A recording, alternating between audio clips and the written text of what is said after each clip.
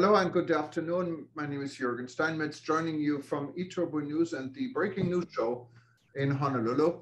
With me is Dr. Peter Tarlow in College Station, Texas. And as you can see behind me, it's a little bit of a cloudy day. If I turn the camera a little bit to the left, you could see the ocean and the harbor and that there are people out there in boats. So it's a good beach day. Peter, how's everything in College Station?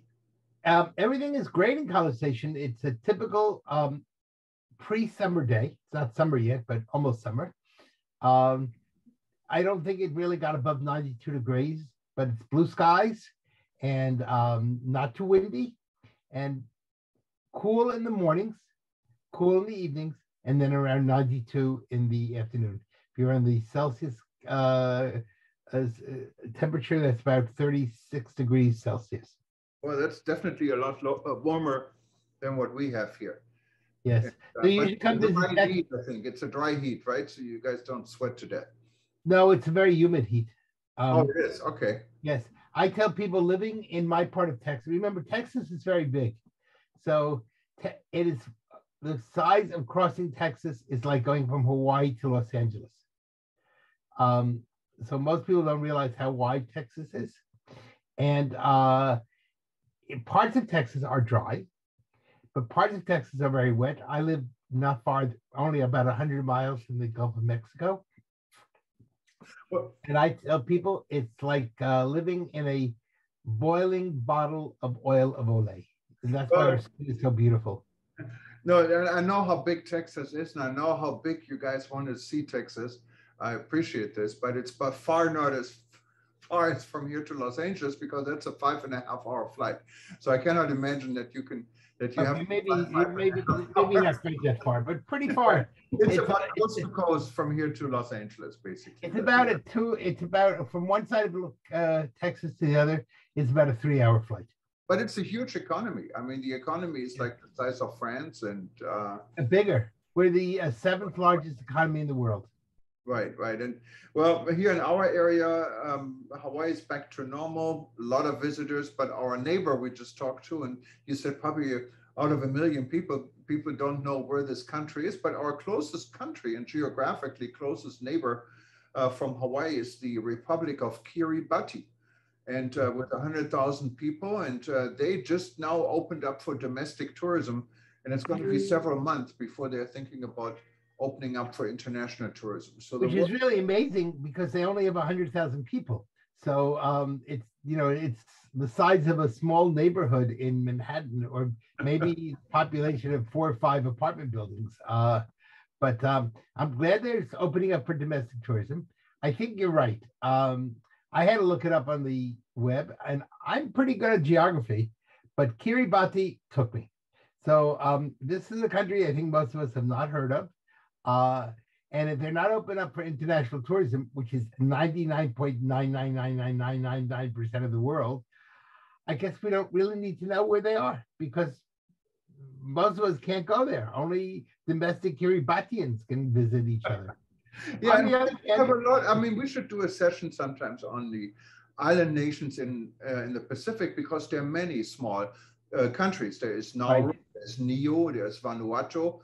Then, of course, we have dependency like French Polynesia, what is a few hours flight from here, what is part of France. And strangely, when you fly to French Polynesia, you have a special EU lane at immigration where it's a lot faster, but hardly anyone gets in line at this lane, because when you fly from Hawaii there, most people are not from the EU. So yes, we have a lot of diversity here in the Pacific, even US territories like Guam, like the Northern Mariana Islands. We have Micronesia. So it's actually, we should have a session sometimes and talk a little bit. And there's probably still a lot of vestiges of colonialism. And I wonder, maybe these island republics, nations, like being part of a bigger metropolitan country, or maybe they feel resentful that they really can't protect themselves and they got eaten up by big countries. Certainly, some of those islands were used for testing of atomic bombs in the 1950s and 60s, and some of those people went into some real issues. So yeah, I think it'll be fascinating. Recently, I mean, one of the countries, the Solomon Islands, are making the news because China became very friendly. And many people say they're in the process of putting a military base right in the basically in close to Australia, close to Guam, what is US. And so politically, it became quite important. And Yes, it did. specifically, China has an interest there. Some of the republics here in the Pacific, they still recognize Taiwan. So China is really pushing a lot of pressure on them to change. And then when they change, there are a lot of changes also economically for these countries. And as of course, there's also a lot of pressure coming from North Korea, and they're now testing rockets being launched from submarines. And they consistently, I don't think it'll happen tomorrow, but consistently talk about an attack on Hawaii and doing a better job of attacking Hawaii than the Japanese did in 1942. So right now, North Korea has other problems because they just now for the first time admitted that they have a COVID problem. Yes. Most of their population not yet vaccinated. And they admitted there are 5 people dead today. It's probably a lot more. And so we have to watch and see what COVID is now doing. Of course, that's always very dangerous when you have a situation like that, because one of the ways that dictators take people's minds off domestic problems is by creating an international problem. So while they should be concerned about their own population, my guess is that a smart thing to do would be to get into a fight or maybe bomb Hawaii or something like that. And that way people... I think, Peter, we should cut that part out. No one wants to bomb Hawaii. Well, no, I think people may want to bomb Hawaii. They may not do it. And I hope they won't do it. But certainly the North Koreans have threatened it. And if they do it, but even a threat will take people's minds away from their COVID problem. So it's always scary when you have a domestic problem. Will dictators use that to will use an international problem to deflect ideas? So that's a problem that's going on in the world.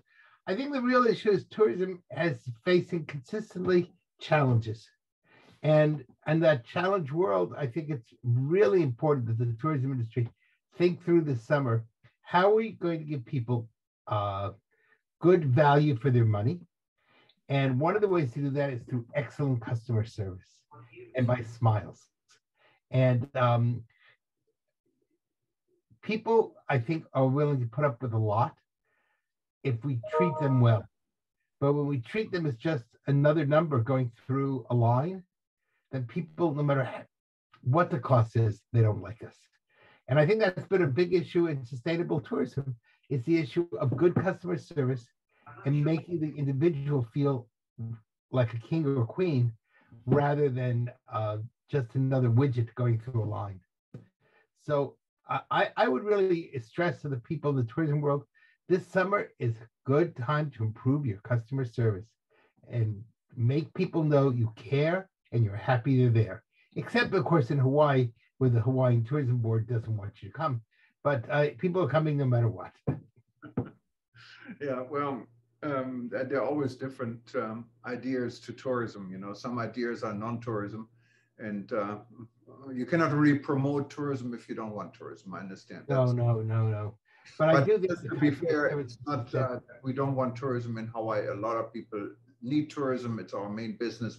People are wonderful to tourists. Just the tourism board doesn't seem to agree with this, unfortunately. Yeah, that's a kind of a strange tourism board. It's the anti-tourism board. But most other places do want visitors. And that means it's really important to find ways for the visitor to get his or her money's worth. The other thing is, I think it's important, and this I think you brought up in your own sort of way, find ways to promote your tourism in locales that are geographically in close proximity. So if I were a North African country, I would be looking to promote European tourism because they're close. It's just a jump across the Mediterranean. If I were in Latin America, I would really be pushing for North American tourism because it's not a long haul trip. If I were in Asia, I'd be looking on how can I promote what I have. So if in the Philippines, looking at the countries that are in close proximity to the Philippines, where people can get there for not too much money, have a great time, enjoy themselves, and still not feel they've lost an arm and a leg because of the cost of air travel. And that's something that it's very important we think through. How do you compensate for continuously rising prices? We see that in gas, we see that in air fuel, we see that in diesel. In Texas, we hit $4 a gallon per gallon of gas, which is incredibly expensive for us. I know we're not, Hawaii probably will make it to $10 soon, but you're, what do you know? Well, I filled up my tank yesterday. I can tell you, and I went to Costco, and Costco is always the cheapest way of filling up the car. But it was $5.09 a gallon, what is the highest I've ever seen it. $5.90 or $5.9? Oh, 9, please, no, not $5.90. That's probably next week. So you're already a week ahead of us. Oh, okay. Well, that's good. That's so. It's. I think you're less expensive than in California. Possibly, yeah. Yes. But again, people are upset. And you understand that. So therefore, you have to find ways that people are not going to spend too much money on the cost of airfare travel. And countries that are dependent on long haul travel may have some real issues in this rising inflation on a worldwide level. Yeah, and airfares did go up from just a few months ago. I checked prices to Europe just yesterday. They literally doubled from what it was a month ago. So airlines and the flights seem to be sold out. A lot of flights are very full. There's hardly any seats, so people are buying. So that's the. I think they are buying, but I think there's also an issue that many of the carriers have cut back the number of flights they have. And so therefore they're pushing more people into, so what you're doing is you're paying more for less space and you're paying more for less good customer service. The other side of that is, I don't know how long people will continue to buy, because part of this is pent up money that was from the COVID.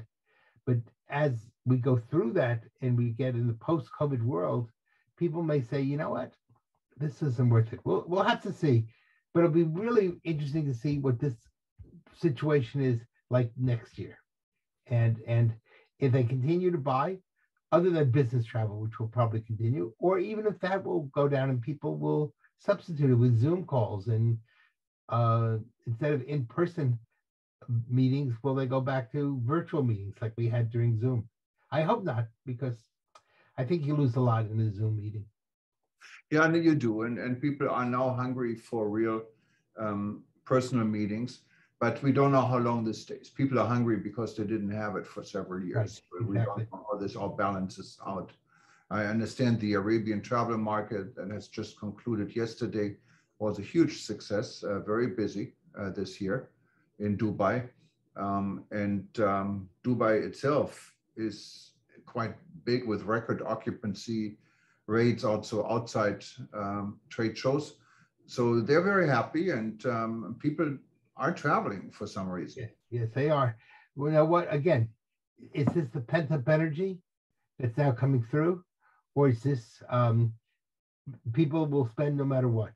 And that'll be an interesting thing to see. The other thing is that some of these trade shows, etc., are based to a great extent on people who have a fairly large income. And so they're able to afford these expenses. Now, what will happen as we see travel possibly peter out when it comes to middle class travel? I don't know. That's been a very important part of the travel market, and travel may become a luxury item only for the rich again. Well, we have to see. There are many markets in the world. There are many different economic situations, and now with the war going on, everything is completely uncertain. So it's going to be different news every day, I think, Peter. Yeah. I think you're right. Be interesting to see. Russia, of course, is threatening now Finland and Sweden, and we'll see if war breaks out in those countries, or if it's a lot of bluster, but there's no real action behind the bluster, which would be hopefully what will happen. But that would really turn the world a little bit upside down if, God forbid, we have wars breaking out in other parts of Europe. It would. Well, I don't think it's going to go as far as war, but they're going to be oil and these different type of commodities will play a huge role, what again then reflects the economies of these countries. Yeah. Well, it'd be interesting to see how it turns out. And I don't think we know, but I think we're living at a time when there's a lot of instability. We're getting over COVID. We're facing shortages of food, shortages of supply chain shortages.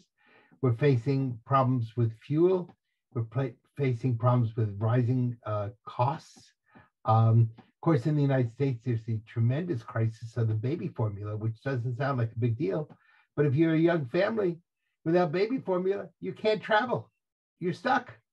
And that's a big deal. And of course, now we have the scandal that with all the illegal immigrants coming to the United States, and we've now discovered the Department of Homeland Security bought up a lot of the baby formula to give to illegal immigrants when real citizens are not able to get it.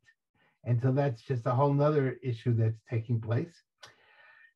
And these are, unfortunately, the world is interconnected. So what goes on domestically in one country can impact tourism across the world. Yeah, well, what can we say? We just, everyone is doing their best, and there are always going to be regions that prosper out of one situation and know how to turn it around for their own benefit. And there are other destinations, they're simply suffering because they don't have the resources to do what they do. If you look at Saudi Arabia is spending billions launching their tourism industry, and doesn't hurt them because I guess oil prices are high enough for them to afford it. And also Saudi Arabia is spending billions in getting influence especially in the travel and tourism industry, in attracting headquarters from so many organizations into that country. In Saudi Airlines now talking about becoming a major airline hub like Emirates in Saudi Arabia. So there are going to be some countries that maybe are in for a boom like we would have never expected it. Yeah, I could see Saudi Arabia really improving radically. One of the things that's interesting to see if they become a hub, because they are close to Dubai and they're close to Istanbul, and Istanbul is a major hub. And of course, Turkish Airlines I think, goes to more destinations than any other airline in the world. And Istanbul has the world's largest airport. So, they're all in the Middle East. Of course, they're also getting ready for the World Cup in soccer, which will be taking place in Qatar. So sporting events are big deals, and that changes things. I know here in my town, Texas, they're developing a whole sports complex now for amateur sports. And that's become a huge tourism issue. So they're not looking at getting somebody from France or from Russia or from Germany or Poland. They're looking to get people from other states, but who want to come to play softball or volleyball. And they're looking at a short haul, but spend an extra week here. And they're building around it a lake, a whole center of entertainment zones. So that may be another model. In other words, don't look at the long haul, look at the short haul, and then take those places and utilize people from not just 200, 300, 400 miles away that can become a new source of revenue and income. And it also improves the local economy. Yeah, no, of course. And well, a lot going on in the world, and well, we're going to be looking for the latest and the news. You can always find it on eturbonews.com. And if you wanted to watch any of our breaking news shows, we now have a special website for this, breakingnewsshow.com. You can find this event and many others. And if you have any ideas, any things you'd like to discuss, just click on contact, let us know. And we may be able to invite you to one of our events, or even give you the microphone so you can tell the world what is relevant to you. And I think it would be really interesting if some of these smaller countries that people have not heard from, if they have a representative who would like to be on the show, that would be great, because many of us have never heard of some of these places. And this would be really a lesson in geography and a lesson in tourism. So that'd be great. That'd be wonderful if one of their representatives would like to speak. Absolutely, and we can possibly arrange some of this. Well, All Peter, right. I hope you enjoy the rest of your afternoon. Yeah, for me, it's evening, and for you, it's I guess it's afternoon. Afternoon. Okay, so you have a good afternoon. I'm going to have a good evening, and I hope you have a good dinner. I had a great dinner, and look forward to speaking to you real soon. Thank you, Peter. Bye-bye.